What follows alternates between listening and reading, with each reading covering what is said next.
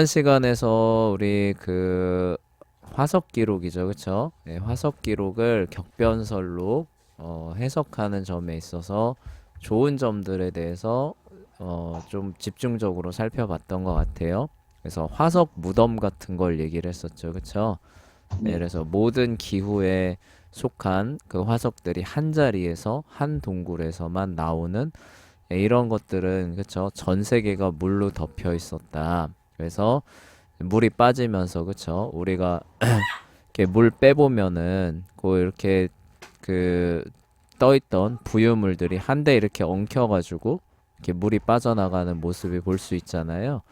네, 네, 그러니까 이 모든 기후의 동물들이 한 자리에서 발견되는 그런 모습이 쉽게 설명이 된다.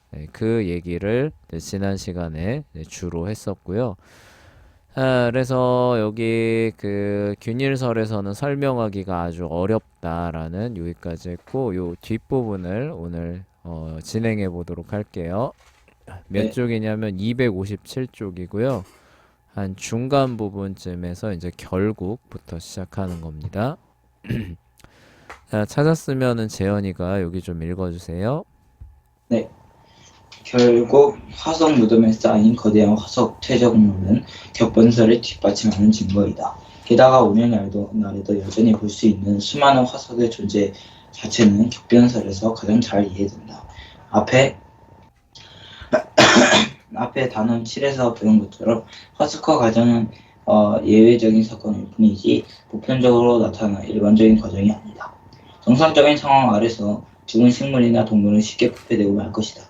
제대로 보존되기 위해서는 급격히 매장되어야 한다.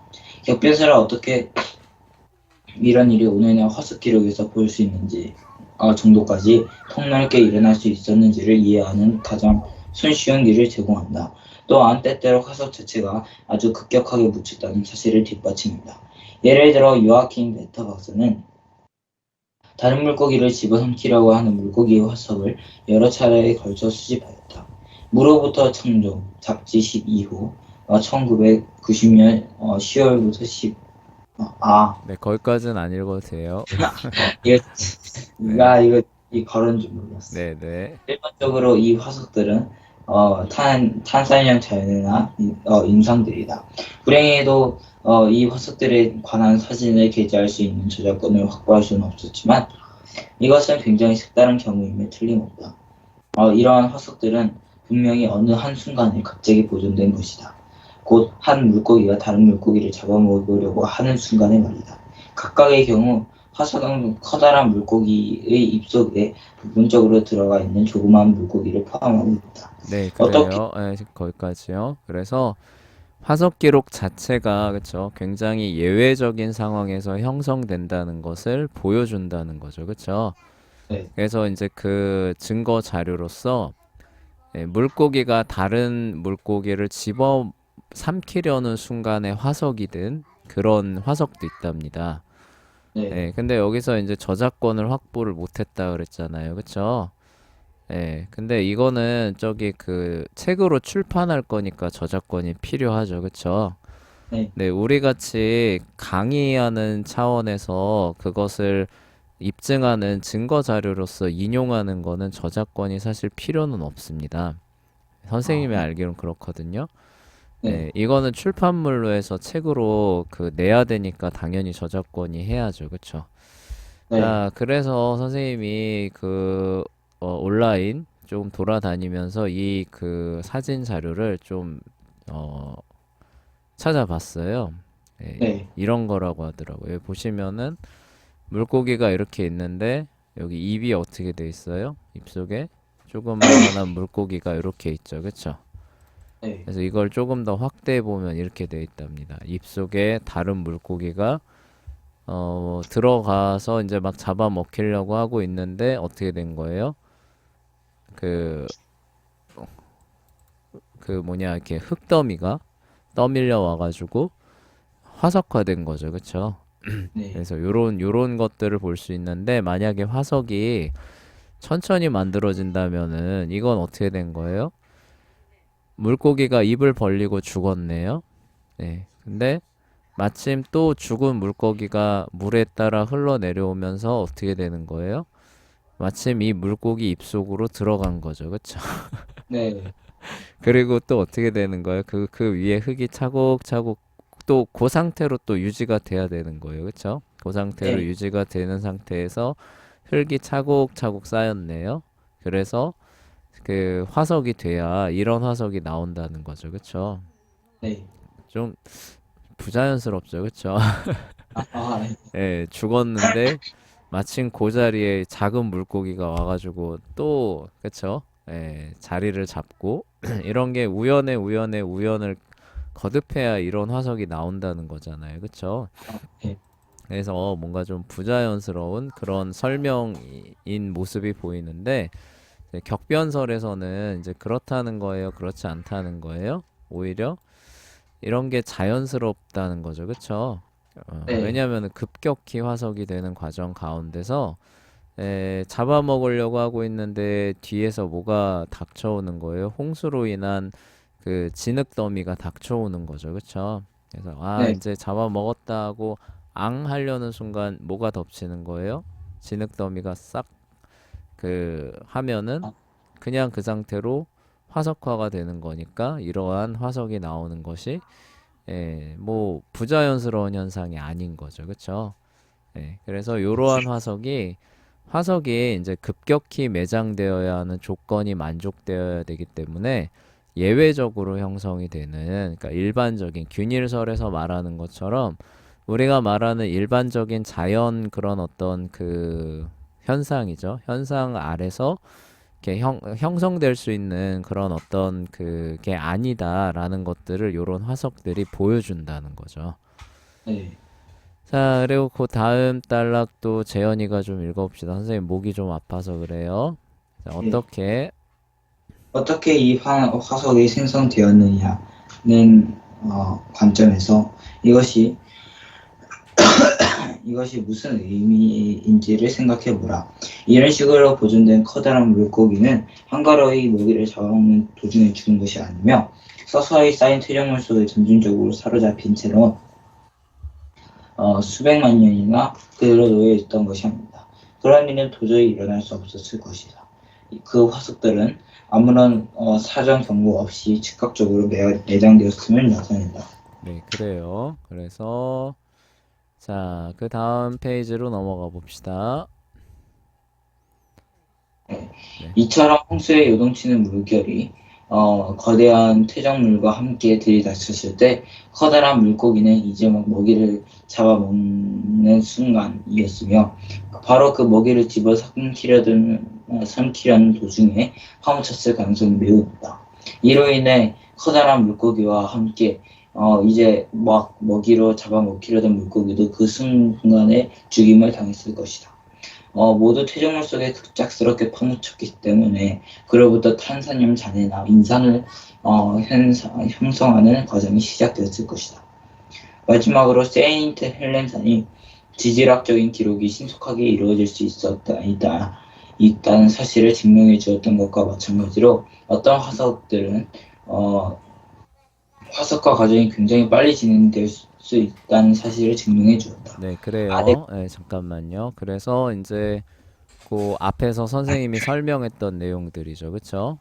굉장히 급히 파묻혔기 때문에 이러한 화석들이 나온다. 근데 또 다른, 그러니까 화석이 되는 그 방식들 중에서 매몰되지 않고도 화석이 되는 방식이 하나 있었죠. 그게 뭐였나요?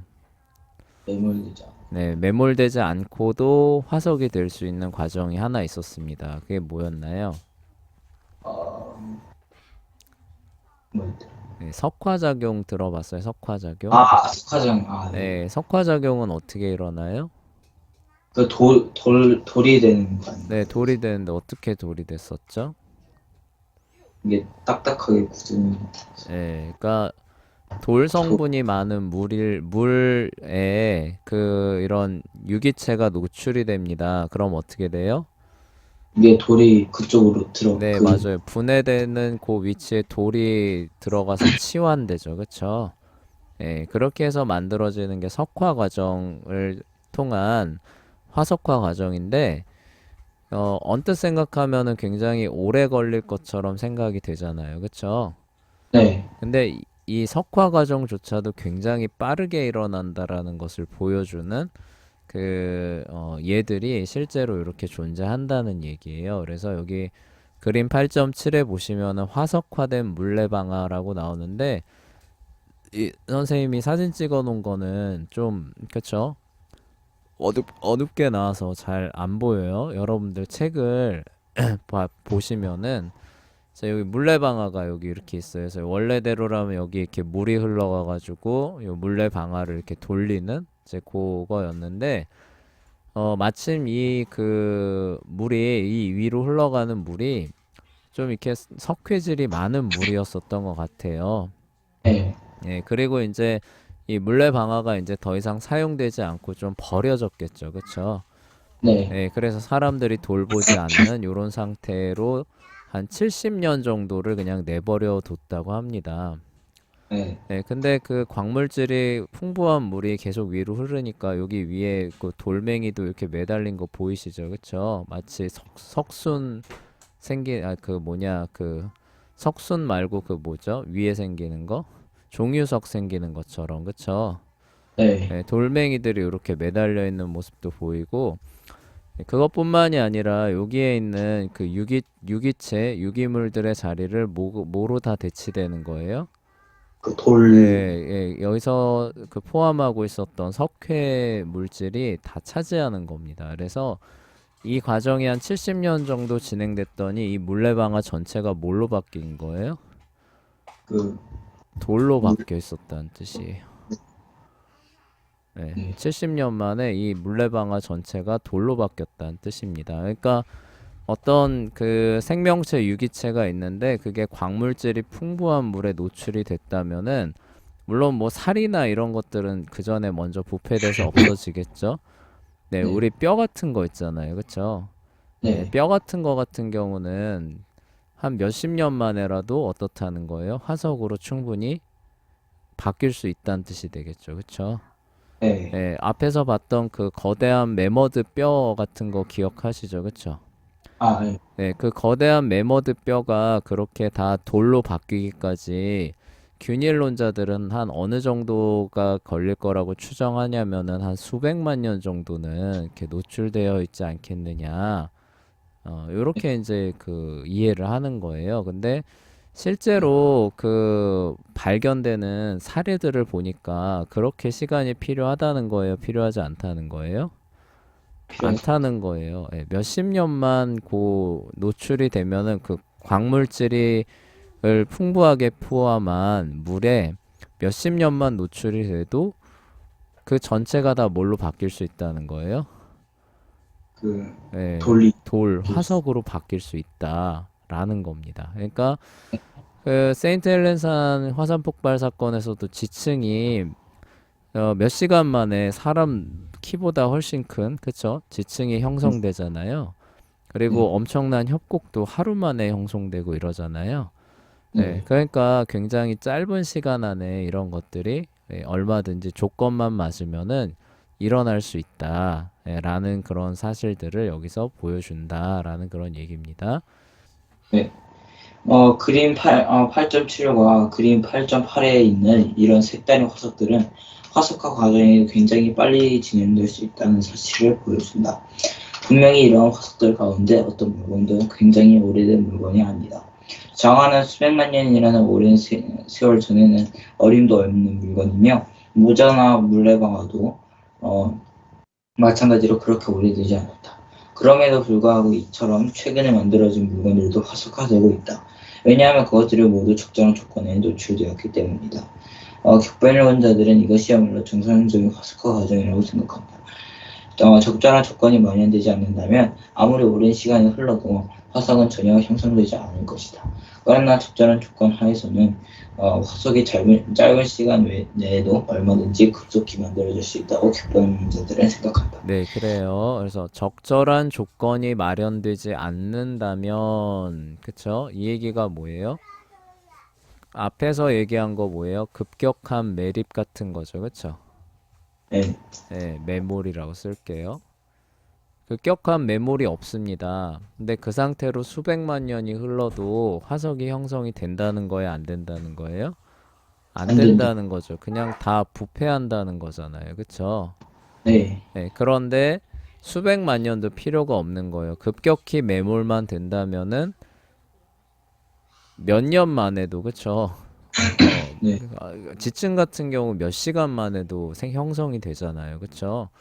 네, 그러니까 우리가 직접 측정은 안 해봤지만 조건만 맞는다면은 며칠 안에도 화석이 만들어질 수도 있지 않을까. 네, 네, 우리 생각해 볼 수 있다는 거죠. 그쵸? 네, 네, 근데 이러한 기초 조건이죠. 급격한 매몰과 같은 조건이 없으면은 아무리 세월이 흘러도 형성이 안 돼요. 그리고 또 하나는 뭐예요? 여기서 말한 석화 과정 같은 경우는 뭐예요? 광물질이 풍부해야겠죠. 그쵸? 네, 네, 광물질이 풍부해야 됩니다. 근데 광물질이 별로 풍부하지 않은 물에 오랜 기간 노출이 되는 겁니다. 그러면은 석화 과정이라고 하는 게 그래도 물이라고 하는 게 광물질은 어느 정도는 포함하고 있으니까 일어나긴 일어나겠죠. 그쵸? 네. 근데 석화 과정이 충분히 진행되기 전에 뭐가 먼저 진행될까요?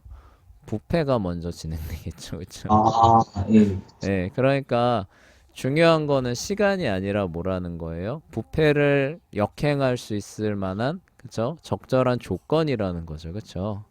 네, 그게 사실 화석을 만들어내는 더 중요한 요인인데, 부패를 역행할 수 있을 만한 적절한 조건이라고 하는 거는 일상적인 건가요? 예외적인 건가요? 예외, 예외적인 거잖아요. 상식적으로. 그러니까 균일론보다는 격변론이 상식적으로 더 맞을 확률이 높다라고 지금 이 저자가 얘기를 하는 거예요. 아, 합리적으로 생각을 해봐도 격변론 쪽이 과학적으로 훨씬 더 타당하다. 그 얘기를 하는 겁니다. 네, 자, 그러나 적절한 조건 하에서는 화석이 그쵸? 짧은 시간 내에도 얼마든지 급속히 만들어질 수 있다고 격변론자들은 생각한다. 균일론자들은 그런데 그게 아니라 뭐예요? 아주 오랜 시간에 걸쳐서 그쵸? 네, 오늘날과 똑같은 조건에서 오랜 시간 그 노출이 되면은 화석이 서서히 만들어지는 것이다. 이렇게 생각을 한다는 거죠. 네, 그런 것들을 이제 반증하는 이런 증거들이에요. 그래서 여기서도 조금 어둡게 찍혀서 잘 보이지 않는데 여기 보시면 이제 장화가 있죠, 그렇죠? 네, 장화 안에 이제 뼈하고 이제 그 다른 이제 그 침전물들이 있어요. 그러니까 아마도 이 누가 사람이 이제 죽었겠죠. 근데 그 안으로 이제 광물질이 풍부한 물이 이렇게 흐르거나 아마도 고였던 것 같아요. 그쵸? 네, 그러니까 이 장화 안에 있는 그 유기체랑 돌이랑 교환 작업이 일어나면서 이 안에 있는 그 뼈나 물질들은 돌로 바뀌었다라는 그런 뜻이에요. 네. 그런데 장화라고 하는 것은 아무리 연대가 길어봐야 어떻게 될까요? 아, 그쵸. 장화라고 하는 거는 이 서구 세계의 이게 기본적인 어떤 스타일을 유지하잖아요. 그쵸. 네, 길어봐야 몇 천 년 아닌가요? 장화라고 하는 건 아무리 길어봐야. 네, 그런데 이게 뭐예요? 화석이 몇 천 년 안에도 이렇게 충분히 만들어질 수 있다는 걸 보여주죠. 그쵸. 네, 옆에 있는 이 모자도 돌로 바뀐 거예요. 앞에 말했던 석화 과정을 통해서. 네, 이 모자도 연대가 아무리 길어봐야 몇 천 년 안쪽일 거 아니에요. 그쵸? 네. 몇 천 년이 뭐예요? 이거 분명히 몇 백 년일 겁니다. 그쵸? 아, 네, 네. 그런데도 뭐예요? 이렇게 충분히 화석이 조건만 맞는다면은 만들어질 수 있다는 거죠. 그쵸? 네, 그래서 이런 균일론을 반박하는 그런 증거 자료가 이렇게 제시가 되고 있다라는 그런 얘기입니다. 네, 그래서 259쪽 균일설과 격변설 어느 쪽이 맞는가라고 하는 부분 이제 최종 평가죠. 그쵸? 아마 요번 시간 안에 다 못 나갈 것 같은데 나갈 수 있는 데까지 나가 볼게요. 재현이가 또 읽어주시면 됩니다. 자, 지금까지 균열선과 격변설에 대한 기본적인 내용을 배웠으니까 이제는 내가 중요하다고 생각하는 여러 가지 특정한 자료들을 비추어 보면서 두 이론을 자세히 살펴보려고 한다. 나는 여러 가지 자료들을 분석할 때 격변설이 훨씬 탁월한 관점이라고 생각한다. 그러므로 이 두 가지 관점에 관한 설명이 격변설적으로 치우칠 수밖에 없을 것이다. 그것은 피할 수 없는 부분이다. 만약 여러분이 지질학에 관하여 균일설에 기초한 서적을 집어들었다면 거기에서는 격변설을 단 한마디도 언급하지 않았을 것이다. 한마디도 언급하지 않았을 수도 있다. 설령 언급되어 있다고 하더라도 그것은 아마 상당히 빈약한 설명일 것이다. 결국 모든 저자가 한쪽으로 치우쳐 있기 때문에 모든 책들도 한쪽으로 치우쳐 있다. 만약 지질학과 고생물학이라는 과목을 정말 제대로 공부하고 싶다면 여러분 아마 두 관점을 모두 유지하는 저자들이 쓴 책을 균형 있게 읽어야 하며 자기 나름대로 어떤 결론에 도달해야 한다. 그러니까 내가 나름대로 편향되어 있다는 사실을 고려한다고 하더라도 여러 가지 자료들을 비추어 보았을 때 이 두 가지 이론 가운데 어느 것이 합당하겠는가 무엇보다도 격변설이 화석 무덤을 포함한 화석 기록에서 지금까지 발견된 엄청난 수의 화석들을 설명하는 데 더 적합한 것처럼 보인다. 앞서 언급해온 것처럼 대다수 죽은 식물과 동물들은 곧바로 썩는다. 그래서 대개는 화석화되지 않는다. 이처럼 화석화 과정은 아주 드문 사건이다. 일반적으로 죽은 식물과 동물이 화석화되기 위해서는 특별한 일이 일어나야 한다. 화산 폭발과 홍수, 특히 전 세계적인 대홍수 같은 격변들은 이와 같은 특별한 사건들을 상당히 많이 제공했을 것이다. 네, 이것은 그래요. 네, 거기까지요. 자, 그래서 이제 설명하는 그런 부분에서 앞서 말했던 그 부분을 다시 얘기하고 있죠. 그쵸? 그래서 곧바로 썩는다는 거예요. 그쵸? 네, 그래서 특별한 일이 일어나야 된다라고 하는 게 균일설보다는 격변설이, 그쵸? 합리적인 설명이지 않겠느냐라고 하는 기본 출발점을 얘기를 하고 있어요. 네, 그리고 이제 발견되는 증거 자료로서 설명을 합니다. 그래서 그 다음 재현이 읽어주세요. 네, 어, 이것은 현재 지구상에 존재하는 거대한 수의 화석들을 매우 잘 설명해 준다. 균해설로 그와 같은 일을 설명하기 위해서는 상당히 심각한 어려움을 겪는다. 컴벌랜드 뼈 동굴 같은 화석 무덤과 관련하여 이것은 매우 중요해진다.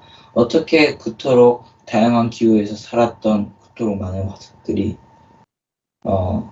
동굴 하나에 고스란히 남아있을 수 있단 말입니다. 특히 주변 지역의 다른 동물들에서는 전혀 화석을 발견할 수 없는데 말이다.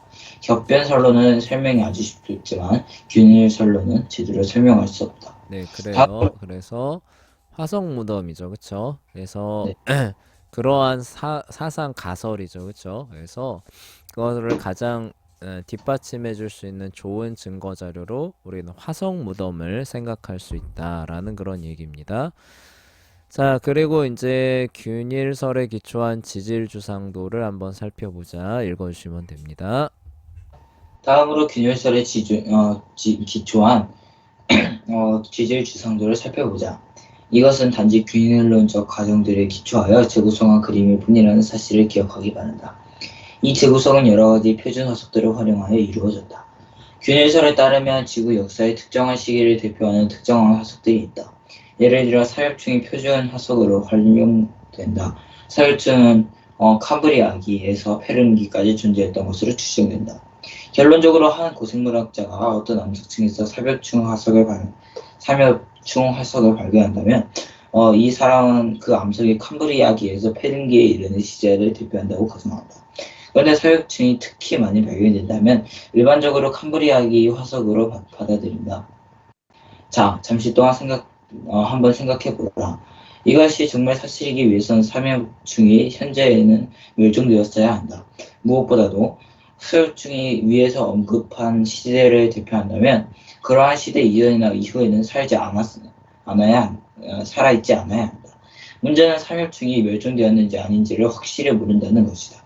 단지 어떤 살아있는 표본도 발견할 수 없기 때문에 멸종되었다고 추정할 뿐이다. 그러나 이것이 존재하지 않는다는 의미는 아니다. 단지 우리가 찾아내지 못하고 있을 뿐이라는 뜻이다. 네, 그래요. 그래서 우리 이제 그 뒷받침하는 그 부분뿐 아니라 이제 균일론의 이제 문제점에 대해서도 이제 지적을 하고 있는데 저번 예전에 얘기했었죠, 그쵸? 지질주상도라고 하는 게 표준화석을 통해서 사실 구성이 된 거다라는 그런 부분을 얘기를 했었는데 표준화석이라고 했을 때 가장 중요한 특징이 뭐라고 얘기를 했었어요?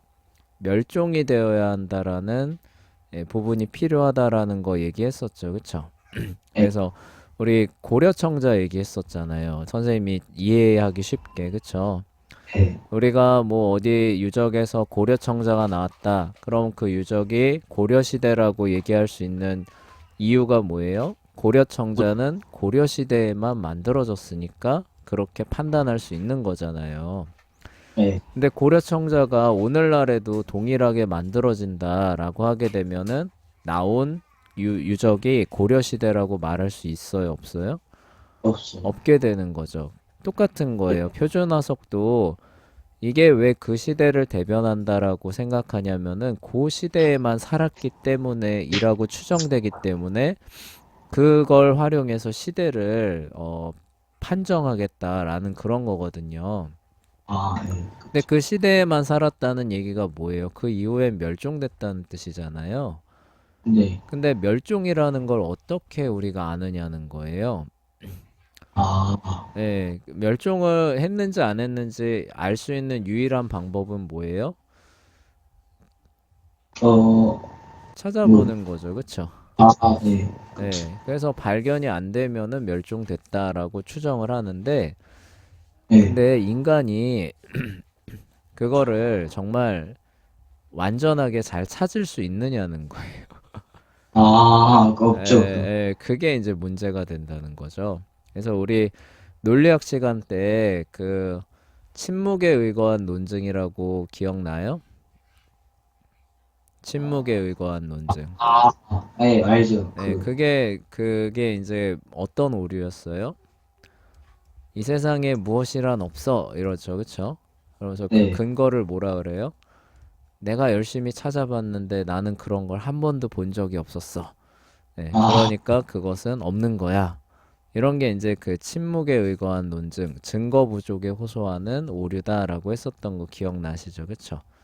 네. 그러니까 지질주상도나 균일론의 약점이 뭐냐, 논리적 약점이 뭐냐, 침묵에 의거한 논증에 호소하고 있을 가능성이 크다는 거죠. 네. 네, 무슨 얘기인지 알겠죠? 그쵸? 네. 이거 멸종했어가 꼭 필요한데 왜 멸종했어? 라고 물어보면 이 사람들 항상 어디에다 대는 거예요? 지금 안 보여. 지금, 지금 왜 안 보여? 내가 열심히 찾아봤는데 내 눈에 안 보이잖아. 이렇게 얘기한다는 거죠. 네. 네, 그래서 실제로 내 눈에 안 보여 멸종했어 라고 판정했었던 애들 중에서 나중에 광범위하게 살아있는 것으로 밝혀지는 애들이 나올까요, 안 나올까요? 아우, 나오죠. 마치 아까 선생님이 얘기했던 것처럼, 야, 이런 건 없어. 내가 열심히 찾아봤는데, 나 한 번도 못 봤어. 이랬는데, 네. 우리가 한 번도 안 가본, 혹시 뭐, 제주도 혹시 여러분들 가봤나요? 아니요. 안 가봤죠. 그쵸? 네. 제주도는 미처 빼놓고 있었는데, 제주도에 한번 가봤더니, 그게 있는 거야. 네. 그런 사례들이 안 나올라야 안 나올 수가 없잖아요. 그쵸? 그런 어떤 그 약점을 갖고 있다는 겁니다. 균일론에서 말하는 그런 시대 판정, 지질 주상도가 그런 약점을 가질 수밖에 없다는 거죠. 네. 그래서 여러분도 잘 알고 있겠지만 거기 재현이가 읽으세요. 여러분도 잘 알고 있겠지만 고생물학자들이 멸종된 생명체라고 생각했지만 나중에 여전히 존재하는 것으로 나타난 화석의 예들이 상당히 많다. 그 한 가지 사례가 바로 뉴질랜드산 큰 도마뱀입니다. 이 큰 도마뱀은 분류상 부리머리 강으로 알려진 부류에 속한 파충류이다. 어, 고생물학자들은 오랫동안 부리머리에 속한 생명체들이 모두 백악기에 죽었다고 생각하였다. 네, 그러면 그래요. 잠깐만요. 그래서 지질주상도 그림을 선생님이 다시 한번 가져와 봤습니다. 아, 백악기가 여기잖아요. 그쵸? 백악기. 네, 예, 그래서 최대로 치면 어때요? 6,500만 년 전이죠. 그쵸? 네, 그러니까 그 부리머리 강류에 속한 이제 그 도마뱀류가 가장 최근까지 생존한 게 최대로 어느 정도까지 잡을 수 있다는 거예요. 균일론에 따르는 저기 뭐냐, 지질주상도를 바탕으로 생존 연대를 추정하면은 최대 6,500만 년 전까지는 살아 있었던 것으로 보이고, 그 이후에는 살아 있다는 거예요? 살아 있지 않다는 거예요? 살아있지 않다. 살아있지 않다, 멸종했다라고 판정을 하게 됩니다. 왜 그러냐면은 화석이 이 위쪽으로는 나온다는 거예요, 안 나온다는 거예요? 안 나온다는 안 거죠. 나온다는 거죠. 그래서 백악기에 이 큰 도마뱀은 멸종했나 보다라고 판정을 했답니다. 네. 그리고 생각하였다. 근데 그 뒤에 한번 읽어주세요. 그러나 그러나 나중에 생물학자들은 뉴질랜드에서 살아있는 큰 도마뱀을 발견하였다. 그로부터 멀지 않아 큰 도마뱀이 전 세계 각 지역에서 많이 자라고 있다는 사실을 알게 되었다. 오늘날 서구인들이 만들어낸 여러 가지 부정적인 영향들로 인해 큰 도마뱀은 서서히 죽어가고 있다. 그러나 완전히 멸종되지는 않았다. 네, 그래요. 그런데 나중에 어떻게 한다는 거예요? 뉴질랜드에서 살아있는 큰 도마뱀을 발견을 하게 된 겁니다. 네, 네, 그리고 이 뉴스가 전해지니까, 그래? 그러면 여기도 있나? 저기도 있나? 보니까 어때요? 세계 각 지역에서 꽤나 많이 생존하고 있다는 사실이 보고가 된 거예요. 네, 많이 개체수가 줄긴 했지만 여전히 살아있는 겁니다. 근데 이제 문제는 뭐냐? 아까 큰 도마뱀이 그 백악기 이후로는 화석에서 발견이 안 되잖아요. 네, 그러니까 만약에 이거를 표준 화석으로 그 활용을 해서 지층 연대를 결정을 하는데 사용을 했다라고 가정을 해보자는 거예요. 네. 그러면 어떤 일이 벌어지는 거예요? 이게, 고려, 이게 예, 지금, 네, 뭐라고요? 아니, 네, 고려 청자가 발견됐다. 그러니까 고려 시대인 줄 알고 이건 고려 시대 유적이다라고 판정을 했는데, 저기 우리 뒷동네 가보니까 우리 동네에 이제 도자기 만들고 있는 마을에 가보니까 만들고 있는 네, 이런 상황이 벌어지는 거죠. 그쵸? 네, 예, 그래서 연대 판정이라고 하는 게 이제 물 건너가는 이제 이런 상황이 예, 벌어질 수도 있다는 거죠. 그쵸? 예, 네, 그러니까 표준 화석을 사용을 해서 그 지층의 연대들을 지금 순차적으로 쭉 해놓은 게 지질 주상도잖아요. 네. 근데 거기에 연결 고리로 사용한 그 표준 화석이라고 하는 녀석이 이런 경우에 속하지 않는다는 보장이 있어요, 없어요? 없어요. 없겠죠, 그쵸? 네, 그런 위험성들이 항상 상존하는 게 지질 주상도 균일론의 약점이 된다는 뜻이에요. 아니, 네, 그러면서 이제 또 하나 이제 난점을 여기서 또 지적을 합니다. 네, 계속해서 재현이 읽어볼게요. 이와 같은 사실에. 이와 같은 사실들에 부딪혔을 때 우리 마음에는 두 가지 질문이 떠오른다. 첫째, 만약 백악기를 확인하기 위하여 큰 동화의 화석들을 사용한다면 그와 같은 확인 작업이 얼마나 정확해야 하겠는가? 우리는 큰 동화뱀이 오늘날에도 여전히 살아있다는 사실을 잘 알고 있다. 그렇다면 어떻게 5억 7천만 년에서 2억 4천만 년까지로 추정되는 암석층을 확인하기 위하여 큰 동화뱀을 사용할 수 있단 말인가? 둘째, 네, 왜 네, 고생 그래요. 그래서 요게 첫 번째 얘기했던 거예요. 그쵸? 네, 큰 도감에 사용해가지고 연대 판정을 만약에 했다면 어떻게 된다는 거예요? 다 네, 뒤틀려. 다 뒤틀리게 될 거라는 거죠. 그쵸?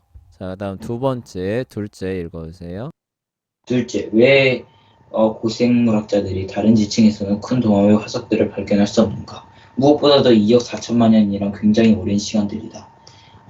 큰 도마뱀이 지금까지 살아있기 때문에 적어도 한두 개의 큰 도마뱀 화석이 훨씬 더 최근 시대에 속한 지층에서 발견되었어야 하지 않겠는가? 네, 내 그래요. 의견은 예. 그리고 또 그 이상한 점은 뭐냐면은 균일론은 지구라고 하는 환경이 옛날부터 지금까지 기본적으로 변한다는 이론이에요? 변하지 않는다는 이론이에요? 안 변한다. 안 변한다는 이론이죠. 그쵸? 네, 그러면은 고대부터 지금까지 살아있는 생명체가 있습니다. 네, 그러면은 이 고대부터 지금까지 생존해 있는 생명체가 화석이 만들어지는 비율이 어느 한 시대에는 갑자기 뚝 끊겼다가 어느 한 시대에는 갑자기 나타났다가 이럴 수 있는 여지가 있나요, 없나요? 없겠죠. 없겠죠. 왜냐하면 꾸준히 다 살아있고 환경은 변하지 않으니까 모든 시대에서 거의 비슷한 비율로 발견돼야 맞는 거잖아요. 그쵸? 네, 근데 큰 도마뱀 화석이 아까 백악기 이후로는 발견된다 그랬어요. 부리머리강 전체가 발견이 안 된다는 거고 큰 도마뱀 화석은 그거보다 훨씬 더 이전에 발견이 안 된다는 거죠. 그쵸? 네. 예, 그러면은 이게 무슨 얘기예요? 오늘날까지 생존해 있는데 환경은 변하지 않았는데 왜 큰 도마뱀 화석들은 2억 4천만 년 이후로는 발견이 안 되냐는 거예요. 그 홍수 때문에. 아이, 그러니까 격변론으로는 이해가 되는데 균일론의 관점에서 아, 예. 예, 균일론의 관점이라면은 그때도 생존해 있으니까 똑같은 과정에서 2억 4천만 년 이전 지층에서 화석화가 됐다면은 여전히 생존을 해 있으니까 그 이후의 지층에서도 화석화가 나오는 것이 어느 정도는 나와야 된다는 뜻이잖아요. 그쵸? 네, 지구는 항상 똑같은 과정으로 돌아가니까. 네. 근데 안 나온대. 아, 그래서 2억 4천만 년 이후로는 안 나오기 때문에 멸종한 화석이라고, 멸종한 동물이라고 판정을 했던 겁니다. 네.